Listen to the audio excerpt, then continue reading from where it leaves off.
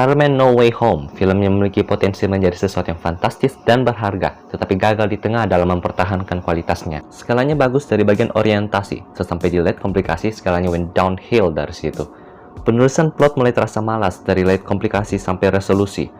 Memiliki tema yang berpotensi bagus, manis, dapat membuat film ini heartwarming, tetapi poorly handled. Ceritanya melanjutkan titik yang ditinggalkan film sebelumnya, di mana identitas Spider-Man dibeberkan oleh misteri. Segalanya kacau mempengaruhi kehidupannya, keluarga, dan teman-temannya. Peter Parker meminta bantuan pada Doctor Strange. Konsep multiverse mulai diperkenalkan dari situ. Sudah jelas Spider-Man dari generasi sebelumnya bakalan muncul. Aku tidak menganggap ini sebagai spoiler. Ayolah.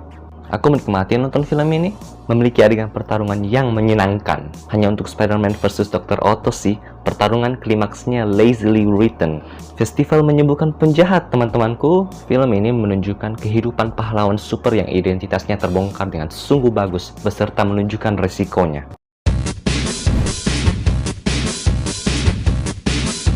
Seperti yang ku bilang, sudah jelas Spider-Man dari generasi sebelumnya yaitu Tobey Maguire dan Andrew Garfield bakalan muncul. Kalian sudah dapat menduga isi adegannya bakalan kayak gimana, dan ini sekaligus menjadi kekhawatiranku.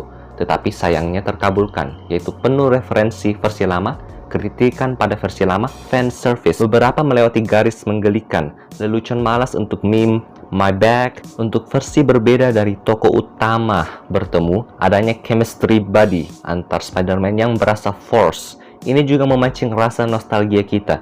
Sebelum menonton film ini, aku menonton trilogi Spider-Man milik Sam Raimi, dan aku berhasil dipancing sedikit.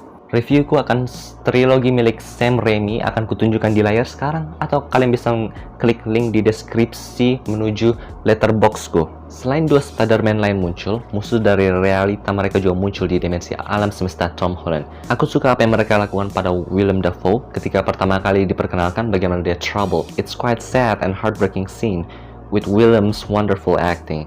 Itu satu-satunya usaha bagus mereka dalam mengeksplor temanya. Kesempatan kedua, selain itu, tidak bagus. Oh, berbicara soal acting yang bagus, sekalian mau bilang kalau Andrew Garfield sungguh indah juga di film ini. Resolusi di klimaks pertarungan terjadinya cure fest. Itu lucu, payah, dan simple. Sekali lagi, kualitas menulis plotnya mulai menurun sejak late komplikasi.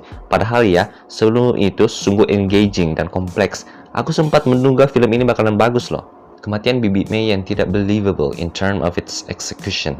Setelah tone yang konyol, penunjukan kematian Bibi May sebagai pengganti figur Uncle Ben-nya Peter Parker dalam membantu karakter arc-nya tidak berhasil. Kematiannya berasa coming out of nowhere, build up payah, tidak cocok situasi kematiannya di dunia film memiliki hukum dan logika seperti kartun. Berbicara soal bagaimana untuk menjadi Spider-Man, adanya ciri-ciri penting yaitu tanggung jawab, berduka cita, punya figur MJ, mengingatkanku akan film Spider-Man Into the Spider-Verse yang juga mengambil konsep multiverse, dan bagaimana film itu jauh lebih baik daripada ini dalam mengejar arahan yang sama. CGI-nya biasa, sedikit saja rasa palsu kau tahu ketika lihat Spider-Man berayun.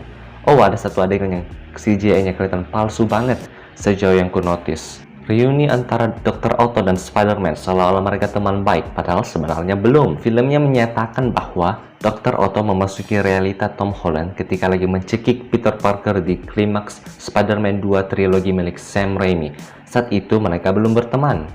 Dan aku tidak suka pengurusan karakter Dr. Otto. Setelah disembuhkan seolah-olah semua ingatan buruknya terhapus. Kematian istrinya, kegagalan proyeknya. Setidaknya pengurusan karakter Green Goblin lebih baik. Ditunjukkan masalah masa lalu masih ada, dan dia berusaha keras tidak membiarkan sisi Green Goblin-nya mempengaruhi.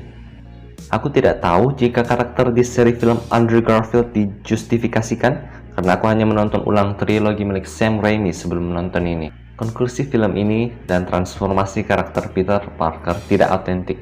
Aku sungguh tidak apa-apa bila Spider-Man-nya Tom Holland menuju arah berbeda. Tetapi aku yakin sepertinya ada pengaruh dari netizen akan Spider-Man sejati. Salah satu alasan keputusan ini terbuat. Mungkin terlalu banyak hal negatif yang aku bilang tentang film ini, tetapi aku tetap nikmatinya. Jadi jika bagi kalian yang ingin mendapatkan waktu yang menyenangkan, ini film yang masih tepat bagi kalian. Sekian reviewnya. Aku beri film ini nilai 2 dari 5. Live much more in the moment, kita semua bakalan mati. Sekian, terima kasih.